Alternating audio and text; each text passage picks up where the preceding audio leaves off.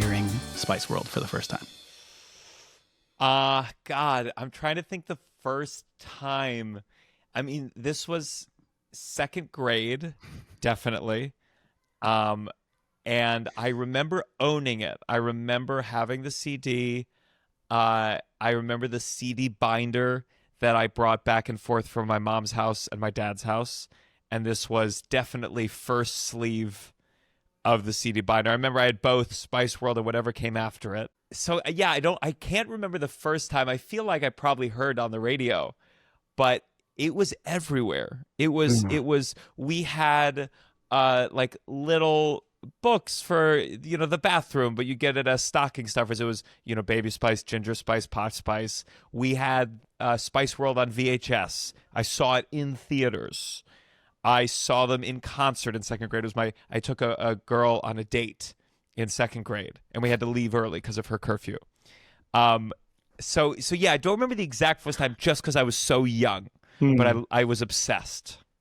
Yeah, it was a magical time. The ubiquity, the globe conquering domination of this album and of that group at that time is something that's it isn't like there haven't been other big pop bands since then or big girl groups, but there's a very specific flavor to them that's kind of knowing, a little cheeky, kind of not afraid of irony, and serious about what they're doing, but also knowing that it's just fun. It was camp. I mean, Spice Girls was definitely camp, and it was also it was 10 songs. I believe both albums that they did together were 10 songs. It's crazy to think that an album was 10 songs, number one, compared to today's standards. And then I would argue they're all fairly listenable. I was on the treadmill before this, just refreshing my memory, and with 10 songs, you can take care. And I listened to all of them, and I'm like, yeah, all of these are good enough. And man, does it feel so different today when Drake releases a 36-track album, and you're like, this is background music. Spice Girls, and it had a little theater, definitely had a little theater. I say camp too because it was the character of it all. And in the songs they don't play the characters too heavily, but in the music videos you see them. So you have emotional connection to them. And I was young. It feels creepy to say as an adult, but when I was young, I was a Baby Spice, and it was no question. It was not like Baby Spice, or I was Baby Spice. My sister, 4 years younger than me, she was Posh Spice. And then the sister below that, probably too young, but I feel like more in the Scary Spice arena. Just a cool, theatery, fun camp. The wildest thing in all of my very intense research for this conversation was reading a blurb from Roger Ebert's review of the movie, where he said, the Spice Girls are easier to tell apart than the Teenage Mutant Ninja Turtles, which already is that's a weird comparison. But that is small consolation. What can you say about 5 women whose principal distinguishing characteristic is that they have different names? It's are you looking? I wonder which Spice he identified as. I bet you he watched that movie and he said, I'm Alan Cumming. And that's where he went. I don't know. It's you either understand camp and appreciate camp, or you don't. And I don't always. I'm never like Roger Ebert. I'm I watch RuPaul's Drag Race and they're Digimon, but dressed as I don't see it as that. But you can't come to it with a cynical heart, or you're not gonna understand it. And there is a particular kind of British campiness that's I'm a dual citizen. I lived in the UK for a long time, and it's they're so in love with the campiness, that it isn't Yes. anything. It's very intentional. And they're so like in on the joke and so invested in the campiness and the joy of it that it's like infectious. It never pretends to be overly serious. I remember there's a scene where I think the alien grabs one of their, maybe Ginger Spice's tit, and says something. And, you know, as a young kid, you're like, that was the sexiest thing I'd ever seen in my life. This alien boob grab. I remember, I mean, now we're talking about the movie, but the movie was the album. I mean, it was, listen, I've never been a big Beatles guy, but I will take Spice Girls over that animated Yellow Submarine shit any day. Spice Girls knew what it was. They never pretended it was more, and they were having fun. That's why it broke your heart when they disbanded, because you said, why? It looked like you were having such fun. Yeah. I also read Jerry in one of the shows they did in recent years on stage publicly apologized for turning her back on the band and said she was a spoiled brat. She shouldn't have done it. And I was like, agreed. I mean, it's got to be, knowing enough about show business, it must have been 10,000 people whispering in your ear, you're the star. You see the check before you split it into 5. Yeah. And you go, ooh, that number was a lot bigger. And I wonder if they were all paid. You know, this is back when, I mean, I saw that boy band documentary where, like, in sync after their first year, their whole family each one got one check for $10,000 after a year.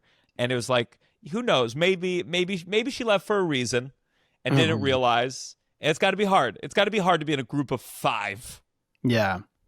Well, she immediately lost like half her body weight and dyed her hair blonde.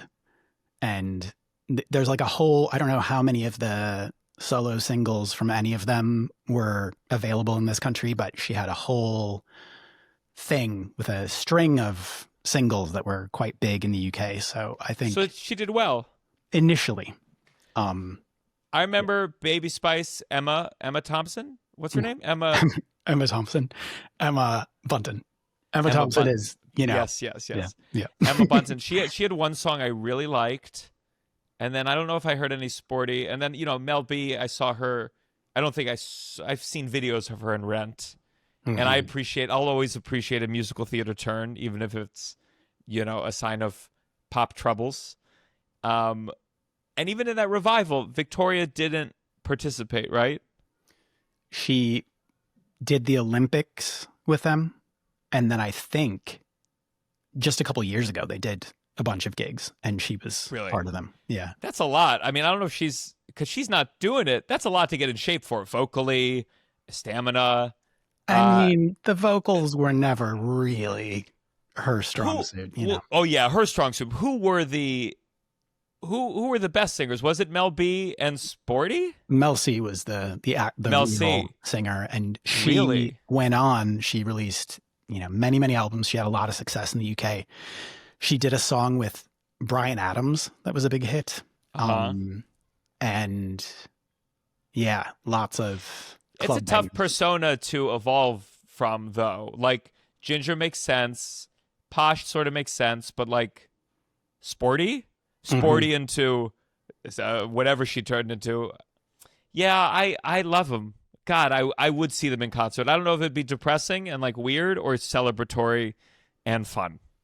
You should also do yourself a favor and look at Victoria's solo singles. Incredible. Really?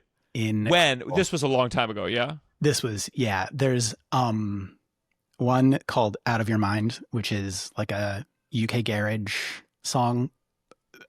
Like, I love it so much. It's so fucking stupid. And then she did a double A side where there were like 2 competing videos that had 2 different vibes to them. And it was like seeing which one would get to the top of the charts, and neither one did. This also like again, I you know, starting to feel like an older man, but that feeling of like music videos were such a big part of my life. And sometimes when I have trouble like adopting new music, I often find if I watch a music video of it, it like in your brain, it like attaches visuals to the music and it sticks more. And I think when I was listening on the Spotify, it like showed a snippet from each music video, and I really remember Stop Right Now. I really remember the weird one where they're all like claymation fairies, and I did not like that one, but I remember it. And it was just, there's just so much character that made it stick in my head. You could really tell who was singing which parts, and I liked that.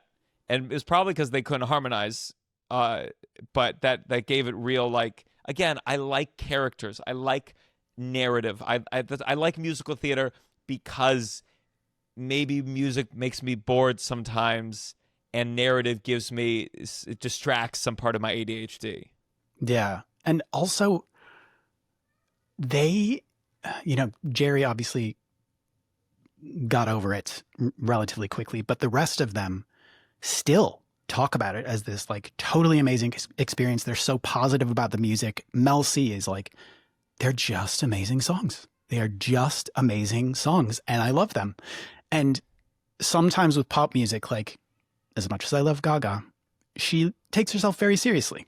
And sometimes it's like camp without the fun. And, there was none of that with them, that it was like really invested, really joyful. Or you see like One Direction, where they're all kind of a little dead behind the eyes sometimes and are like, we're doing this because we want to be successful and famous, but maybe not too connected with the music itself.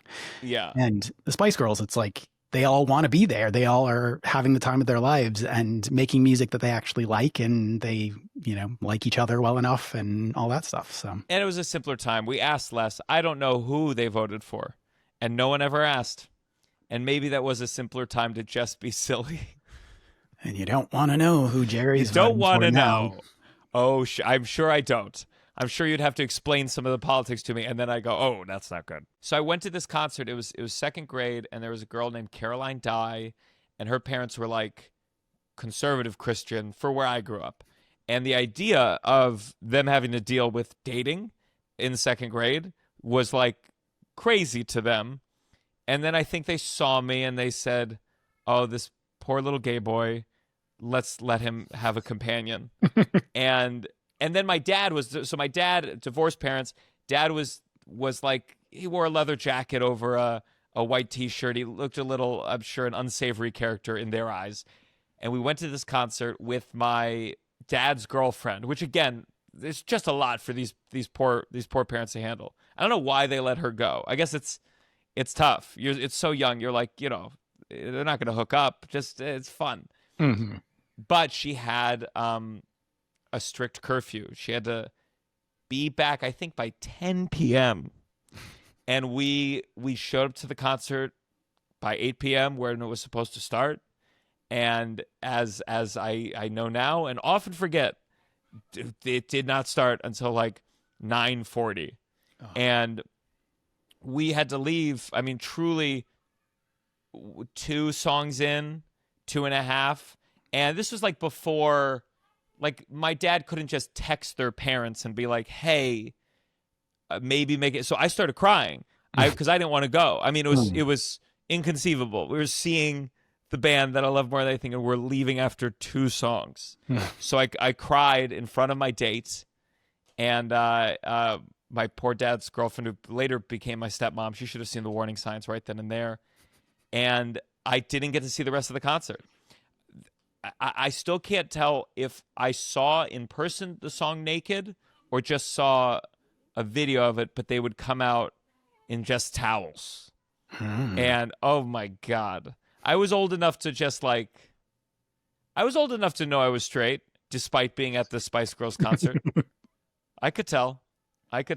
Oh my God. I never got to see them. Did they do shows here in their last tour? I think it was just in the UK, but yeah, I don't think so. I would have tried to gone. Yeah. Oof. I mean, they're not like that old. No. Right?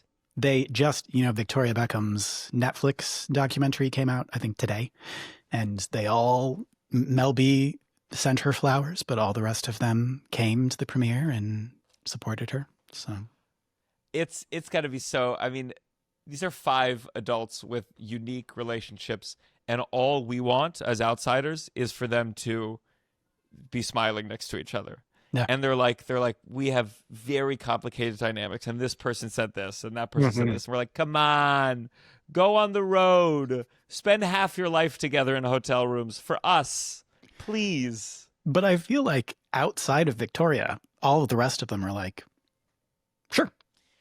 Yes, but to be fair, Victoria could buy all of their homes. Yes. Victoria's got so much money. And, you know, touring is tough. And I can understand, as someone on tour right now, I can understand being like, nah, I'll do one big show one time. And the rest I'm spending it with Beckham. Yeah. And, you know, when she started doing fashion stuff, I think it was like, this means something to me. This is what I want to do. And now it's just like, being rich is what I want to do. And like swanning around and going to events. So good for her. It's just I mean, really, you wonder what would have happened if they stuck together. Would they have been? Would have the cultural force have dissipated really fast, or you know, or would it have been huge? Who knows? And I can't even imagine what it's like in the UK. Like, I don't know if it's like, were they bigger in the UK than in America, or do you think is that possible? I would say it was about the same at their peak, but since then, for sure, like they have maintained, maybe not exactly the same level of celebrity, but all of their solo careers, they were quite successful in the UK. And, yeah. And also like, you know, in the charts and stuff, their albums did slightly better in the UK than they did here. So. Groups are over. Social media has... These are kind of the consequences of social media that are really sad, and maybe this is just the way the world works. But like in my mind, you have a group now, you're looking at each individual's social media numbers, traction, and their teams. They're hawks, and they always will be. That's their job. And they go, hey, you're popping off. You got 1 million. Las Culturalistas just wanted to talk to you. And I just can't imagine the force of keeping people together. That's why it's always funny. I want to know more. I don't love K-pop, but what I love is the insane demands that they have to meet, and and when I say love, I mean, I'm fascinated by, you know, that guy, all the documentaries about for all these boy groups, it's like clearly a monstrous situation, all different kinds of abuse. But NSYNC was a great band, Backstreet Boys was a great band, and it's more just like nothing in show business encourages that group dynamic unless you love each other. You love each other. I mean, right now we're looking at Saturday Night Live, Please Don't Destroy. You know, they're still doing stuff together, but that was like a three group, and it's like because of SNL, it's like it's separated in a way that Lonely Island stayed together longer, and you go back to duos and trios, whether it be comedy or music, and it's a miracle if they stay together. They either have to like love each other, or they have to identify, as maybe these gals didn't do, that it doesn't work on their own. I think about JC, who was very talented. JC, what's his last name from NSYNC? Shazay. And I remember he did like the halftime show at like the Pro Bowl or whatever the fuck. And you watch it and you go like, you can see it. You could see the career, good looking, dancer, singer, incredibly talented. His solo album was good. Yeah. And what happens? The people collectively shrug, and he goes, I'll produce, I'll make more money that way, and I want to eat a hamburger. and that's the end. I don't know. It really is. I just think we will see less of these groups unless they're found and they've been together 10 years and it's so solidified. With Spice Girls, they were formed. They were put together. Yeah, auditions. Crazy. Yep, just like an ad in the newspaper. I remember someone told me the other day, just how long the Beatles were actually together, And I was shocked at how little it was compared to their legacy. And it's still long compared to the Spice Girls. Yeah. And who can you imagine if, the world, you know that fucking movie where the Beatles didn't exist? How about one where the Spice Girls got the Beatles legacy? And it was still just those two albums. Yeah. Just those two albums everywhere you went. I would much rather live in that world. Yeah. Spice Girls over Beatles every time for me. You could bring them all back, bring them back to life. I'd rather see the Spice Girls. That third album, I wonder if they would have done the same kind of thing if Jerry had stayed around, because it was such a like, we're going to do like an R&B album. We're going to work with Rodney Jerkins, who's producing like Brandy, and we're going to try some new things. There's some good stuff on that album, but it was like a change in direction. And I wonder if it would have been that if the band had stayed together in the same way. Yeah, I wonder if that was their attempt to like make up for the change, or it just happened at the same time. Yeah. Yeah, because it was a little more like sexy. Like if I remember like more like black leather, like kind of. Yeah, that doesn't make. And then you run into. I mean, listen, camp has limitations too. Yeah. It's like, I don't know if we want to make Baby Spice too sexy. Then we got to call her something else. Yeah. I just don't. It's tough. It's like I saw a band the other day. I know it's called Vampire, but they wear like they're like the electronic type music and some rap, some rock and roll, some like internet kind of bops, and they're wearing colorful skulls and there's a camp to it too. There's a camp and like an internet camp that they've really brought to life on stage. But if they went, all right, let's sex it up. It's gonna be like, well, you're wearing an orange light up skull. If you add a 6-pack to that, now my body's confused. So it's such a shame. Yeah, such a shame. I wonder if they'll ever try to make new music. Yeah, I don't know. I occasionally one of them will give an interview and say, "We would love that. We would just love that. It's just about scheduling. It's just about getting all the girls together." So I imagine you hope someone's holding, again, it's 5 different women's taste, and like, not everyone has the taste to be like, that song's not good enough. It's a tall order. It's the kind of thing like maybe make it and then test it with a control audience, and then if it's bad, you kill them all so the word doesn't get out. But like, you just can't tell. You can't just recreate magic. Everyone's tried, usually fails. Yeah, I don't know. I don't know if any of them are still releasing solo stuff either. Like I know Mel C released an album a few years ago, but I don't know how invested any of them are in being musicians. The only time I've seen any of them do anything, there's a TV show in the UK called Gogglebox, which is the most British concept for a TV show. It's various people around the country watching TV, and you're watching with them. So it's watching them reacting to TV. And they have celebrity versions.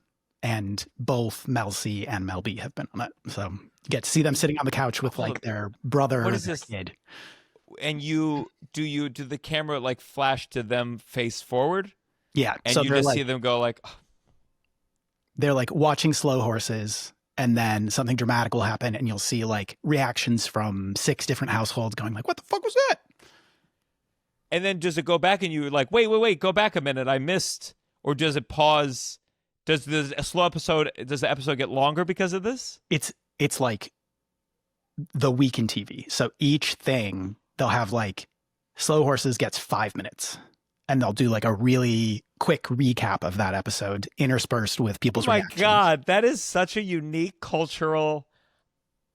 My reaction I'm trying to hold back is hatred and judgment. And I'm going, no.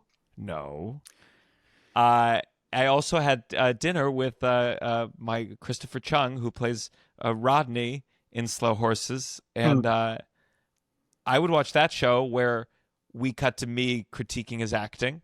We went to acting school together. I'd watch that. Yeah. I mean, I think it is a very specific thing, and it sounds terrible. But when my husband and I are feeling homesick, they put episodes on YouTube, and it is like a perfect encapsulation of all different kinds of British culture because they get people from all over the country and recapping some of the most ridiculous British TV as well as like big international things. So I love it. Next time I come there, I will watch it just to come up with jokes. That's a very fascinating thing. That's on YouTube. They have an Australian version, which I do not recommend. Oh yeah. All Australian versions of like international franchises, Australian Love Island, it's like filmed on the same island, but in a shittier villa that's like half the size. I heard Australian Survivor is quite good. I don't know if I've ever seen it. But I think that's because they do it in Australia, and it's like they've been on Survivor their whole life. Mm-hmm. And so it's dynamic. But I hear you. I hear you.